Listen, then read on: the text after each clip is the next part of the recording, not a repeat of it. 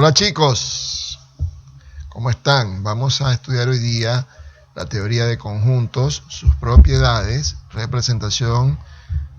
También vamos a estudiar tipos de conjuntos, ¿sí? Bien, tenemos el concepto de conjuntos realmente es un concepto que puede emitirse de diferentes formas.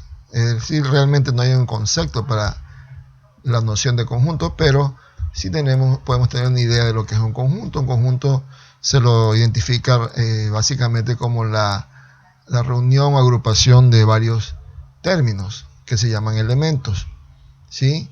Que tienen propiedades específicas, ¿sí? Se lo designa con la letra mayúscula, como vemos aquí, conjunto A, y se lo puede representar de dos formas, por extensión y por comprensión.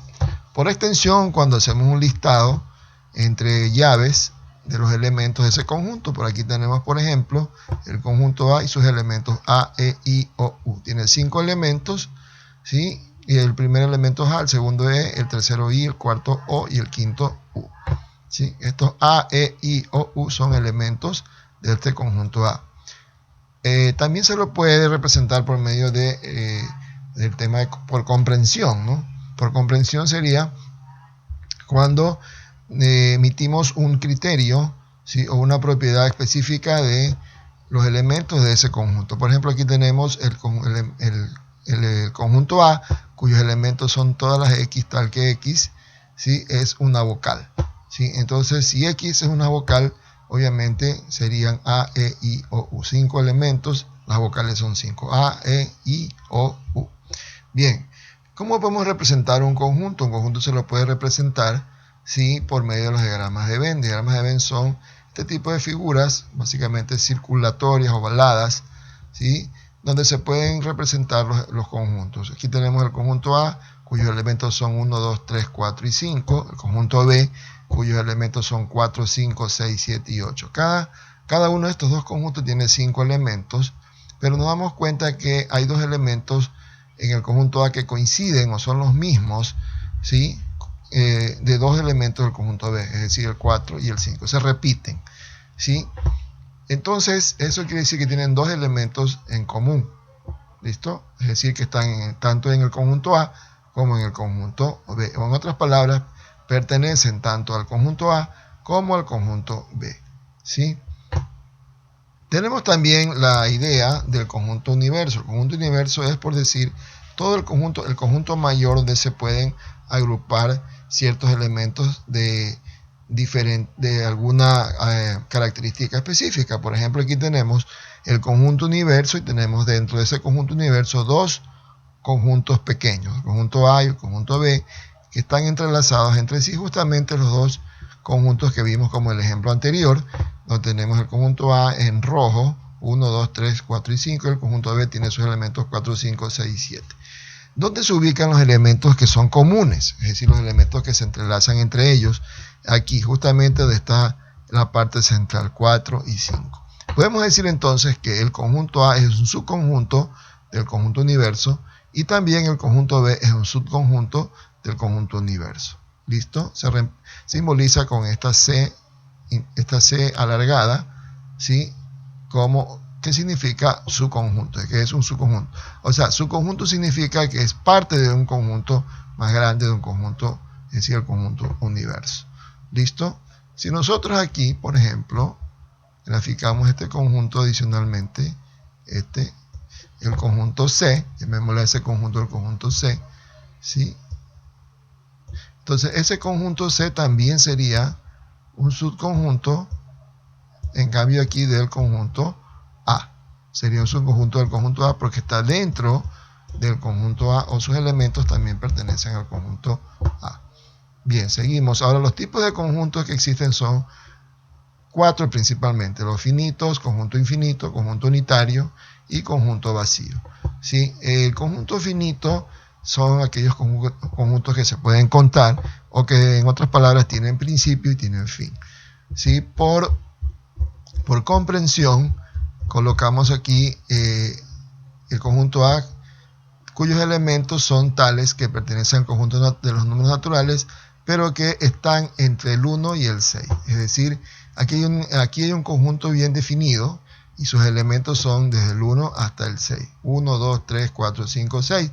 Porque aquí la condición dice que x es menor o igual que 6, mayor o igual que 1. Mayor o igual o menor o igual quiere decir que los incluye a ambos números, ¿sí? Entonces estaría el 1, el 2, el 3, el 4, el 5, el 6. Es decir, tienen 2, 4, 6 elementos. El conjunto, y podemos darnos cuenta que se pueden contar, que tienen principio, cuál es 1 y fin, el 6. El conjunto infinito son aquellos que tienen principio pero que no tienen fin.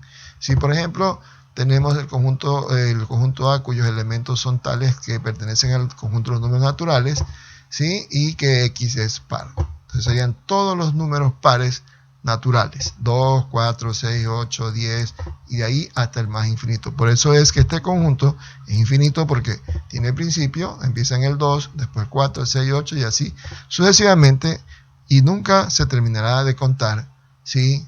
Nunca se terminará de contar, porque si usted sigue contando y avanzará y no terminará solo los números pares. Pero bueno, matemáticamente o simbólicamente se los puede representar de esta manera. ¿Listo? Ese es un conjunto infinito. Ahora tenemos el conjunto unitario. El conjunto unitario es un conjunto cuyos elementos tiene un solo elemento, un único elemento. Por ejemplo, X tal que X es mi padre. Bueno, uno tiene padre terrenal, él solo tiene un padre, que es, en el caso el mío, mi padre se llama Marcos. Entonces, solo mi padre Marcos es el conjunto unitario, es decir, un único elemento. Y el conjunto vacío es aquel conjunto que no tiene elementos. Por ejemplo, tenemos aquí X, el conjunto de los elementos X de tal manera o tal que X pertenece al conjunto de los números naturales, pero son pares e impares al mismo tiempo. Entonces, no existen números pares e impares al mismo tiempo, ¿sí? No existen números pares e impares, entonces este es un conjunto vacío. También se lo representa así, o entre corchetes sin ningún elemento dentro de ellos. Bien, vamos a ver aquí vamos a ver unos ejemplos. Aquí tenemos un ejercicio que dice: determina cada conjunto por comprensión. Tenemos el literal F, donde dice el conjunto F cuyos elementos son meñique, índice, anular, medio y pulgar. Obviamente se trata de los dedos de la mano. Entonces, si nos piden que lo hagamos por extensión, ponemos pues el conjunto F tal que F consta de los elementos tales que X, esos elementos pertenecen a los dedos de la mano, ¿sí?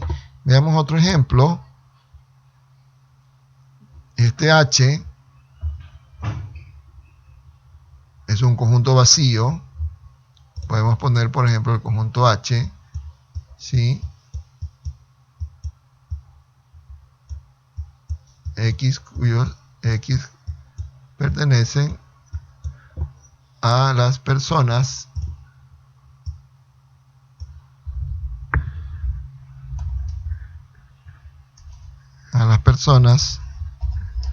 mayores de 150 años. ¿Sí? Personas mayores de 150 años, y como sabemos, pues no existen en la actualidad personas de más de 150 años, no existen. Entonces, por lo consiguiente, este conjunto H, ¿sí? es un conjunto vacío, no tiene elementos, ¿sí? No existe nadie que tenga esa edad, es un conjunto vacío. ¿Listo? Y así podemos hacer los demás ejercicios. Tenemos aquí el conjunto H, el conjunto de lunes, martes, miércoles, jueves y viernes. Veamos si lo podemos copiar al pizarrón. ¿Sí? Aquí está.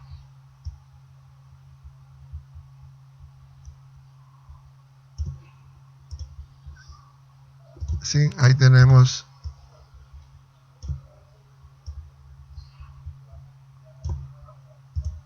Bueno. Aquí sería igual. Vamos a poner igual. Y aquí vamos a borrar esto. a hacer un poquito más acá y esto también, ¿no? Bien, aquí vamos a poner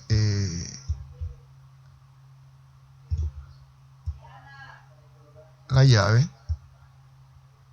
¿sí? Entonces aquí dice el conjunto de lunes, martes. Entonces, por extensión, ¿sí? Por comprensión sería D es el conjunto de los elementos X tal que esos elementos pertenecen a quién, ¿sí?